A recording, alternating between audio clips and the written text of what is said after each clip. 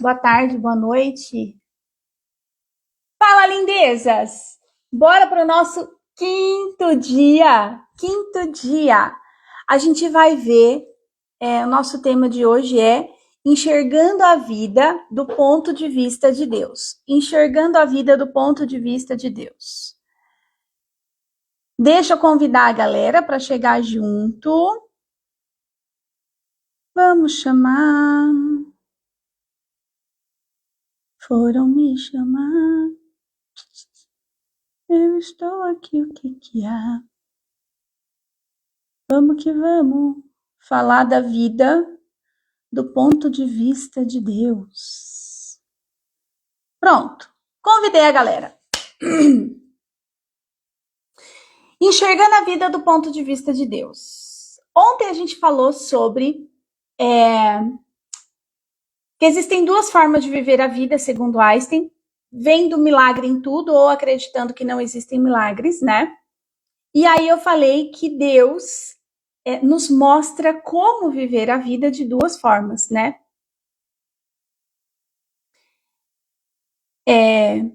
Se conectando, que é só pelo coração, mas ou a gente se conecta com o coração do outro, vivendo essa conexão, essa comunicação amorosa, pacífica, ou a gente olha, ou não, né? Deveria ser e a gente olha para dentro. Então, quanto mais a gente se conecta com o nosso coração, com a vida que pulsa em nós, no eterno agora, melhor a gente se comunica com o outro e se conecta com a essência do outro. Isso são formas de viver a vida que a gente viu ontem. Hoje a gente vai ver o ponto de vista, enxergando a vida do ponto de vista de Deus, segundo o autor, lá no quinto dia, tá? Então, primeiro ponto, já vamos aqui falar do primeiro ponto, porque, né, a vida é assim. Nós não vemos as coisas como são, mas como nós somos. O autor traz essa citação logo no início do capítulo. Nós não vemos as coisas como são, mas como nós somos. Aqui, eu lembrei muito dessa frase que o autor traz, de que o outro não existe sem você, né?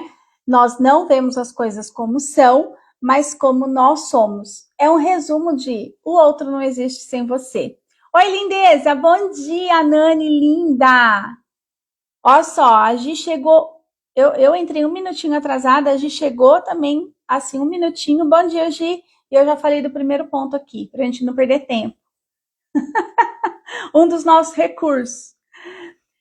Então, o primeiro ponto do dia de hoje, nós não vemos as coisas como são, mas como nós somos. A vida acontece a partir da nossa ótica. Porque tem o seguinte aqui, eu lembrei da fórmula da realidade. Realidade é fato versus interpretação. Então vamos pensar aqui comigo, né? Eu e meus slides. Você tá aqui, essa pessoa linda, abençoada que você é. Aqui está você. Deixa eu pegar outra caneta, que essa aqui tá falhando. Eu lembrei que eu tinha trazido caneta nova aqui. Aqui tá tu. Aí, lembra do eterno agora? A gente vive o hoje, o eterno agora. Só que diante de um fato, o fato aconteceu. O fato só acontece no hoje, tá? Fato só acontece no momento presente. Só que a forma como eu interpreto esse fato, se eu não estou conectada aqui, ó, com o meu coração, na essência daquilo que é hoje, eu pego o que eu vivi aqui no meu passado e coloco as lentes que vão fazer eu interpretar esse fato. Então, eu pego os condicionamentos, aprendizados, as crenças, trago para minha cabeça cabeçuda e, através da lente dos meus olhos, eu filtro a interpretação desse fato.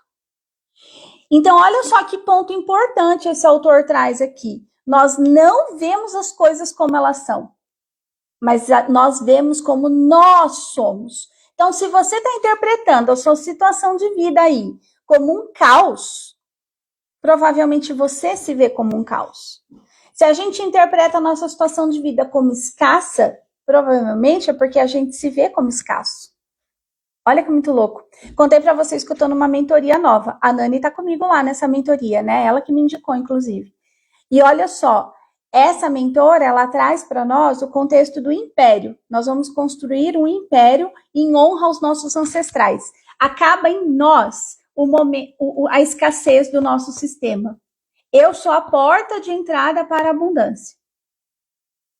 Isso, quando eu começo a olhar para isso, eu tô até arrepiada. Hoje, quando eu fui fazer atividade física, eu tô colocando o guarda-chuva das funções em prática no meu dia a dia. Então, primeiro fui eu lá fazer minha meditação, minha leitura bíblica, fui fazer meus exercícios. Você acha que eu queria fazer exercício? Não é uma prática para mim. Eu ainda estou treinando o meu cérebro para me movimentar. A pergunta que eu coloquei para nortear o meu dia, as ações que eu coloco, assim como eu começo, eu perpetuo, certo? Assim como eu começo o meu dia, ele vai se encerrar. Assim como eu começo o meu ano, ele vai se encerrar. O corpo que eu tenho hoje sustenta o império que eu quero construir? Quem eu sou hoje sustenta isso que eu quero ter ali na frente? Não. Não sustenta. Então eu tenho que olhar para isso aqui, ó. Quem eu sou no momento que eu estou diante de um exercício físico para interpretar se aquilo é bom ou ruim. Se eu ficar olhando para os condicionamentos e aprendizados que eu já tive, o meu corpo vai continuar grande, pesado, e eu não vou evoluir na direção daquilo que eu quero. Então, primeiro ponto, nós não vemos as coisas como elas são, mas como nós somos. Então, se a gente quer mudar as coisas que são, porque elas são, e tudo que é, porque já é fruto, já é resultado, é fruto. Se a gente quer mudar o fruto, a gente precisa mudar as ações. E as ações, elas estão diretamente ligadas com a forma que a gente vê o mundo à nossa volta. E como a gente vê, é aquilo que a gente é hoje. Então, eu olho para o meu futuro com 10 quilos a menos, eu preciso me comportar como essa pessoa que tem 10 quilos a menos. Uma pessoa que vai dar conta, aquele dia eu dei um encontro aqui de pé. Eu estava com muita energia no meu corpo. Se eu quero estar num palco com 3.000 pessoas, capacitando, treinando mulheres, eu tenho que estar com pernas fortalecidas.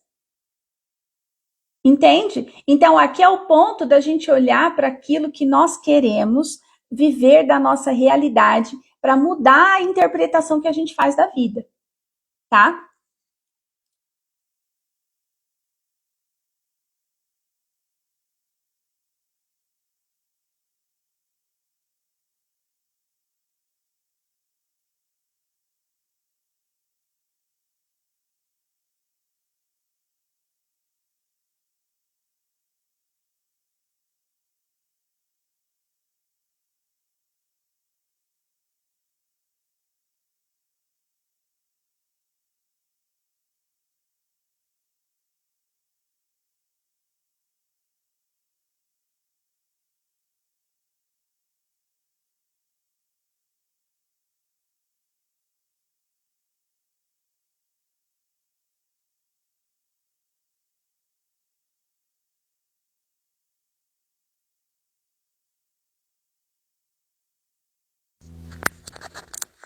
E agora?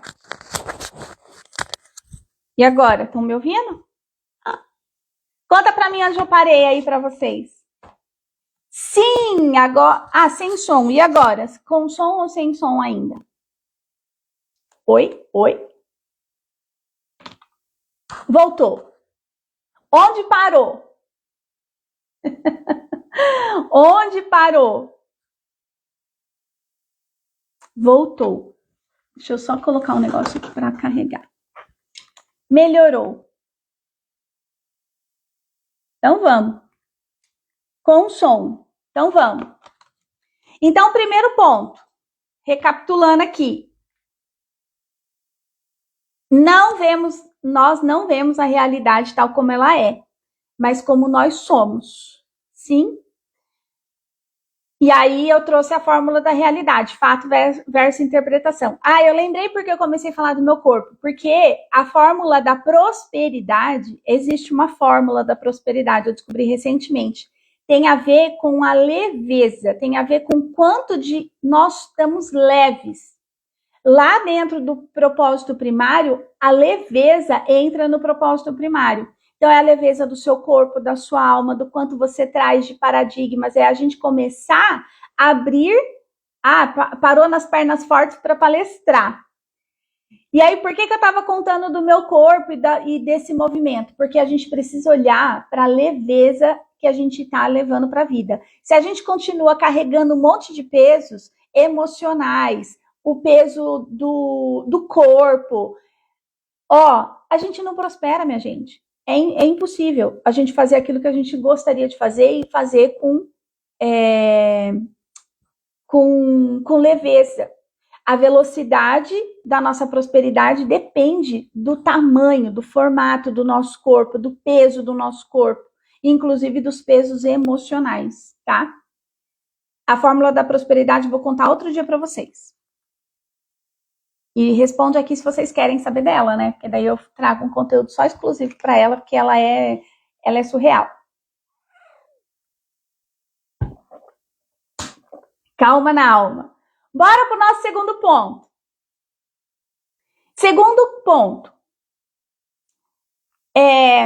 Assim como você interpreta a vida, ela se torna ou ela já é. Já que é a fórmula, né, Gi? Segundo ponto, assim como você interpreta a vida, assim ela é ou ela se torna. Fato, tá? É fatal. Olha só, o medo, um exemplo disso, né? Mas eu vou trazer aqui um outro exemplo mais prático. Mas o exemplo disso, né? Eu vivi a relação abusiva, 10 anos, aí eu me separei.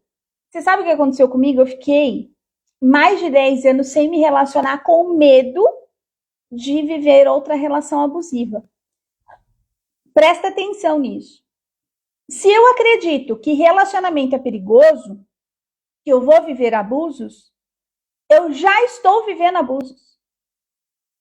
Então eu não me relacionei amorosamente com medo de apanhar de novo. Mas sabe o que aconteceu? Eu vivi abusos de outras esferas. Abusos em amizades, abusos sutis no cotidiano, em várias outras relações que eu não conseguia colocar limite. A questão é que, para mim, no meu ponto de vista, no meu paradigma, colocar limites era perigoso. Lembra que cada vez que eu tentava falar algo daquilo que eu pensava, daquilo que eu não gostava, daquilo que eu queria, eu era penalizada. Então, quando você tem medo de viver algo e evita aquilo, você já está vivendo. É só você procurar em qual das relações dentro do guarda-chuva das funções que você já está vivendo. Quando essa chave virou para mim, eu comecei a olhar para o meu trabalho. Eu vivi uma relação abusiva lá. Eu era assistente de coordenação e o coordenador levava todos os nomes e méritos de coisas que eu fazia, que eu pensava, que eu planejava, que eu que construía. Não, nunca é sozinho, tá? A gente nunca constrói nada sozinho, isso é real. Até uma pessoa que mora sozinha, tem uma lindeza que está acompanhando a gente aqui, ela está assistindo nos gravados, está me mandando vários insights legais. Inclusive, ela é de uma comunidade católica que eu fiz o meu processo vocacional naquela comunidade, né? Inclusive, ela que mora sozinha, se a gente olha bem para a verdade das coisas, para a realidade das coisas, para o fato que nunca a gente está só. Porque tudo que abastece a vida, o meu sofá, essa cadeira que eu estou sentada, esse celular que está transmitindo, a internet, o computador, tudo que é materializado, que abastece a vida, o alimento, a forma que essa água chega até nós, tudo envolve o trabalho, tudo é fruto do trabalho. Então eu estava lá num ambiente que era um ambiente profissional, fazendo aquilo que eu sabia fazer, mas quem levava os méritos era outra pessoa. E eu, inclusive, fazia trabalhos dessa outra pessoa. Eu era praticamente a coordenadora, só não ganhava o salário dele, entende? Então, isso era abusivo. Era abusivo a relação que eu estava vivendo com amigos. Então, quando eu tinha medo de me relacionar pelo abuso, eu já estava vivendo o abuso. E muitas vezes, aquilo que a gente teme viver numa relação, somos nós que não estamos fazendo por nós. Então, eu não colocava limite. Quem era abusada era eu, mas eu era abusiva de mim mesma primeiro, tá? Pega essa. Vai colocando sementinha que está virando, se essas sementes estão germinando aí no coração de vocês. Então, aqui, como a gente interpreta a vida assim ela é ou ela se torna, também tem uma interferência dos 3 P's, que são os 3 P's da castração lá, que eu já contei para vocês, os pais e parentes, padres e pastores, líderes religiosos e os professores. E aí, como que é isso dessa interferência? Você vai observar aí na sua memória o que você ouviu sobre a vida. Qual a interpretação que esses adultos foram falando para você que isso foi ficando imprintado em você? Qual é a analogia da vida que você ouviu? Tenta puxar aí, marca aí. Ou se quiser até comenta aqui. Como você vê a vida?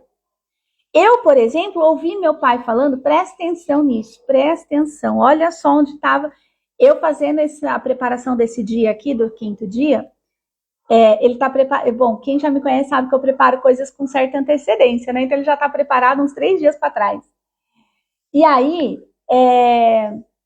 eu lembrei de uma analogia que meu pai falava para mim, que a vida é como um barco furado. Presta atenção nisso. A vida é como um barco furado. Tá sempre com um buraco que você tem que arrancar a água para não morrer afogado. E aí ele tinha essa analogia porque ele tinha muitos problemas para resolver. Era a sogra que morava junto, era a mãe que estava interferindo.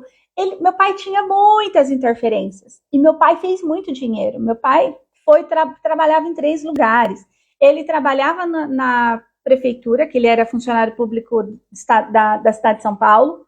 Ele trabalhava pegando projeto fora, porque ele desenhava casas, né? Ele projetava casas. E ele ainda era mestre de obras, em muitas obras. Então, tinha finais de semana que ele mal parava em casa. Ele fazia dinheiro.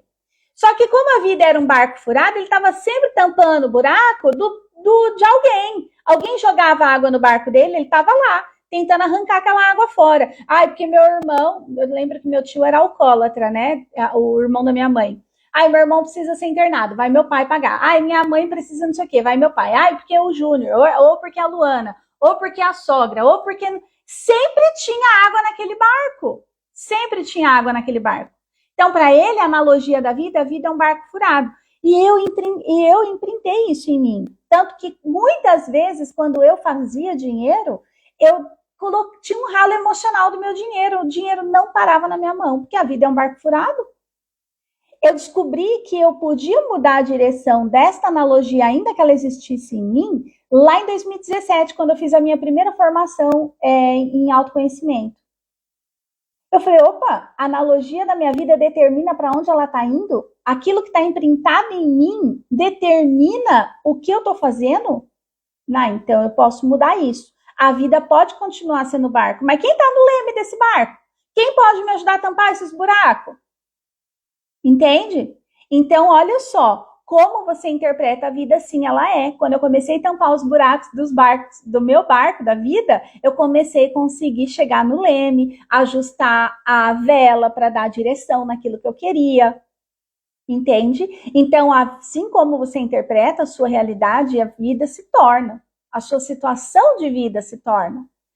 Então, observa aí, comenta aqui ou marca aí como você vê a vida. Será que é como um carrossel que está sempre andando em círculos? Será que é como uma montanha russa que está em altos e baixos constante? Será que é como um campo minado que você tem que tomar cuidado aonde anda porque qualquer hora pode explodir?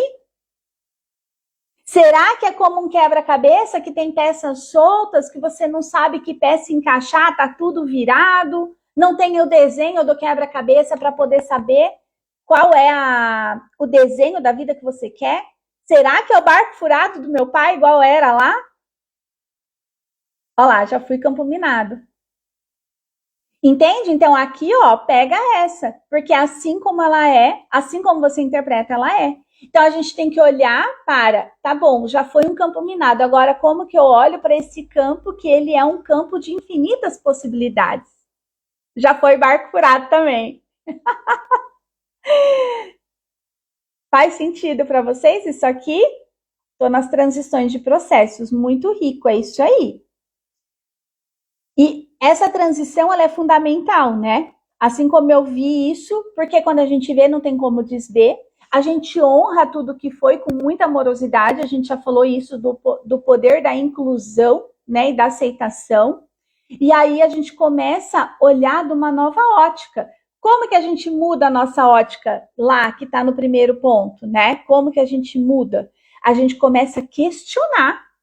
Peraí, por que tem que ser assim, né? E aí, o que eu posso fazer de diferente? Honrando tudo que veio antes. Honrando tudo que veio antes. Tem aquele mandamento que diz, né? Honra teu pai e tua mãe, terás dias longos sobre a terra. É o único mandamento que vem acompanhado de uma promessa. Meu, cada vez que eu estudava, né, a Sagrada Escritura, eu vivi, né, 12 anos servindo uma comunidade, fui fazer um processo vocacional numa outra comunidade. Eu estava sempre imersa, assim, eu queria me aprofundar, eu queria saber mais, eu queria ter mais conhecimento, né? E mais sabedoria mesmo para interpretar aquelas coisas. E eu ficava encucada com esse mandamento. Como assim? Honra teu pai e tua mãe e terás dias longos sobre a terra. Eu achava que honrar era obedecer, que a gente vê lá que a desobediência expulsou Adão e Eva do paraíso, né? Então eu ficava naquele movimento da obediência cega. Honrar pai e mãe não é obedecer cegamente. E a gente tem muitas fidelidades ocultas, inclusive do modo que a gente vê a vida. Então eu comecei a olhar para esse ponto de que honrar, quando eu olhei os ensinamentos de Bert Hellinger, a gente honrar é diferente de obedecer. Honrar é olhar que eles já fizeram tudo o que eles podiam com aquilo que eles tinham na mão. Olhar para minha avó tirando água do poço para tomar banho de canequinha. Foi uma puta evolução chegar ao chuveiro. Então eu olho para essa, honro tudo que veio, como diz uma colega nossa lá dessa mentoria que eu tô, eles já construíram o piano, eu não tenho que construir de novo, é só sentar e tocar. Eles já puxaram um arado, entende? Já pescaram muito com arpão, a gente não precisa mais, é só ir lá na peixaria e comprar o raio do peixe. Então honrar é diferente de obedecer. É diferente de obedecer. Então a gente começa a olhar para o ponto do questionar as nossas crenças, aquilo que a gente está enraizado em nós. Questionar, por que eu não posso falar mesmo? Eu vou ter um homem aqui na minha frente com a cinta em punho para falar, engole o choro, senão vou te dar uma razão para chorar diferente? Não, não vou. Entende? Então esse é um movimento muito desafiador para nós, mas exatamente são os pontos de inflexão na nossa vida. Muito bom, bora para o nosso terceiro ponto, que, né, ó, hoje eu tô no horário, hein? Vamos lá, terceiro ponto, que hoje eu vou parar no terceiro ponto, inclusive. O terceiro ponto é que acontece aqui, que eu vou entrar num ponto do que o livro traz. O livro diz que existem 3 formas que Deus propõe a vida, tá? O ponto de vista de Deus são 3, segundo o autor. Eu vou trazer o primeiro ponto hoje, dentro disso. Tinha que fazer essa introdução aqui para a gente poder avançar. E amanhã eu trago os outros 2 pontos que vai ter continuação. Porque o capítulo 6, minha gente, eu vou contar para vocês. O capítulo 6 é um capítulo que eu quase que rasguei do livro, tá? Então eu não sei como que eu ainda estou planejando como que eu vou trazer esse capítulo 6 para vocês, porque ele ficou gigantesco de tantas contestações que eu fiz. Inclusive pensei isso agora, mas eu vou pensar com calma, depois eu falo para vocês. De talvez fazer uma aula no Zoom sobre ele, porque ele é muito... Nossa, eu sou contra quase tudo que ele fala lá. Enfim, mas aí eu vou pensar como eu vou trazer para vocês esse capítulo 6, tá? Bora aqui para o nosso terceiro ponto, que é a primeira forma de Deus ver as coisas, tá? Que propõe o livro. Como Deus ver a vida do ponto de vista de Deus. Como ver a vida do ponto de vista de Deus. Então ele traz aqui a primeira forma. Isso é o que a gente vai ver no nosso terceiro ponto. Ele propõe no livro que a primeira forma de Deus ver a vida é que a vida é um teste. E eu concordei com ele. Esses 3 pontos que ele trouxe, eu concordei. A vida é um teste. E aí ele traz, eu trouxe uma citação dele aqui do livro. Deus continuamente prova as pessoas quanto ao caráter, à fé, à obediência, ao amor, à honestidade e à lealdade. Deus continuamente prova as pessoas. E aí, eu trouxe aqui o ponto que ele traz algo no livro que diz assim, ó, os testes tanto desenvolvem quanto manifestam o caráter da pessoa.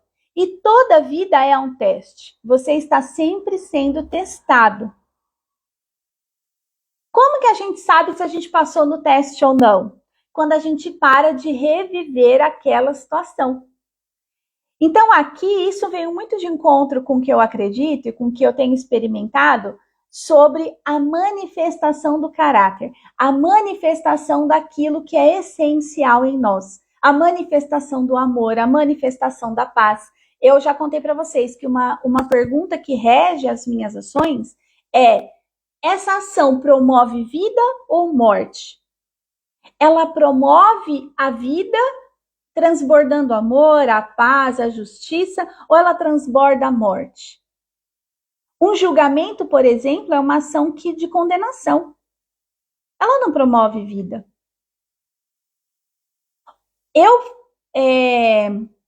Lembrei do trânsito. Eu ficar perseguindo alguém no trânsito, eu era uma que quando eu estava de moto, não só moto, de carro, eu era extremamente briguenta no trânsito. Eu ser briguenta no trânsito promove a vida ou a morte? Entende? E eu já vivi situações muito desafiadoras em trânsito. Então, são movimentos que a gente vai olhar desses testes. Primeiro ponto que Deus, a forma de ver a vida é um teste. Que tudo é um teste. Como que eu sei que eu passei no teste? Quando eu faço a prática daqueles movimentos que a gente viu lá no começo. Aceitação, desapego, eu aceito que trânsito é caótico, eu aceito que quando pessoas estão em níveis de evolução de consciência diferente, então eu vou me deparar com pessoas que ainda vão trazer resistência, é porque eu preciso aprender. Aquela pessoa é um presente na minha vida. Ela é a manifestação de Deus, da essência divina que habita nela, para eu aprender algo. Ela é um ser humano e aquela vida precisa ser preservada. Precisa ser olhada com amor, com dignidade. Então, isso vem do ponto da aceitação. O segundo ponto é o desapego. Quando eu desapego daquilo que eu acredito como verdade, daquelas crenças enraizadas em mim, do que é certo, do que é errado, do que é bonito, do que é feio, do que é bom, do que é ruim, quando eu começo a questionar essas lentes que moldam a forma que eu vejo a vida, e eu começo a me desapegar delas, eu abro possibilidade para o novo chegar. Eu estou contando coisas para vocês aqui que está fazendo vocês repensarem crenças. Falei sobre a eternidade, foi uma explosão. A Gi contou para nós aqui que quando ela entendeu que ela era a pessoa mais importante da vida dela, virou muitas coisas na vida dela e muitas coisas evoluíram. Depois ela contou que quando ela viu o eterno agora, explodiu a cabeça dela. O que eu fiz ali? Mudei um paradigma, mudei uma lente interna da cabeça da Gi. Só que para isso ela estava praticando já a aceitação daquilo que é e como foi, e ela estava se desapegando daquilo que ela acreditava. Então abriu uma brecha para o novo chegar. É como abrir uma fenda para uma luz. Entende? Então aqui é um ponto que a gente começa a colocar em prática. Esse movimento da vida é um teste. É o segundo ponto. Terceiro, a correção. Correção de quem? De mim, não é do outro. Porque o outro não existe sem mim. Lembra lá no primeiro ponto? A gente só vê a vida como nós somos. Então, quando eu começo a corrigir as minhas percepções, o que eu penso, quando eu começo a fazer novas experimentações, corrigindo as minhas ações, sendo mais pacífica, sendo mais amorosa, promovendo mais a vida, eu naturalmente começo a passar nesse teste. Começo a passar nas pequenas etapas do teste. Aí vem o movimento do auto-perdão, porque daí eu paro de usar o chicotinho, nossa, mas eu explodi de novo, nossa, não. Lembra do movimento da culpa? julgamento, culpa e punição, a gente fica se autopunindo. E aí o perdão ao próximo, perdão com o outro, porque cada um está no seu nível de consciência, de evolução. Então, quando eu olho para esses 5 passos dentro do teste da vida, se a gente olha tudo na vida como um teste, a gente começa a ficar mais sensível e perceptível ao que Deus está nos falando no coração e através da vida do outro com o coração do outro. A gente viu isso ontem, que existem essas duas formas de ver e viver a vida. Faz sentido isso aqui para vocês? Comenta aqui, a Gi já colocou as mudinhas aqui. Sementes germinando por aí, conta aqui para mim. Então, esses foram os nossos 3 pontos de hoje. Amanhã a gente vai trazer outros 2 pontos, continuando o 5º dia. E aí eu talvez faça a introdução do dia 6. Ou eu risco o dia 6, ou eu faço um encontro no Zoom. Acho que eu vou fazer uma enquete. Vou fazer uma enquete lá nos meus stories. E vocês respondem lá. Muita semente germinando. Que delícia, Gi!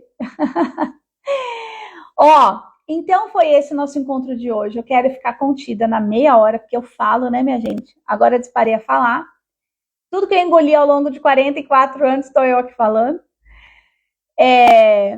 E amanhã a gente traz a outra forma de ver a vida. E faço a enquete se vocês querem o encontro 6 aqui ao vivo ou no Zoom, que é muito disruptivo. Mas bora lá. Ele vai sair, de alguma forma. Tem que sair, né, minha gente? Porque esse livro precisa ser macerado e a gente está aqui fazendo esse processo. Então, eu vou colocar uma enquete lá, tá? E aí vocês vão lá comentar se vocês querem aula 6 aqui ou no Zoom. Ó, um beijo bem grande no coração de vocês e até o próximo conteúdo. Te vejo lá nos stories. Vai lá. Tchau!